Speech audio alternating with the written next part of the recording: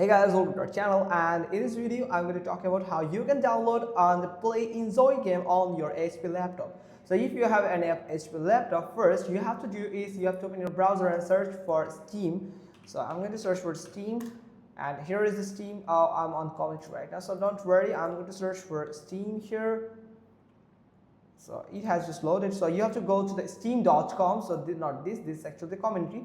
Now you have to go to the store.steampower.com and you have to download the Steam application. So after downloading the Steam application, you can find the Steam application here. I have already downloaded it. You have to simply double click on it and simply click it yes if you're running it as an administrator. So I'm going to simply continue.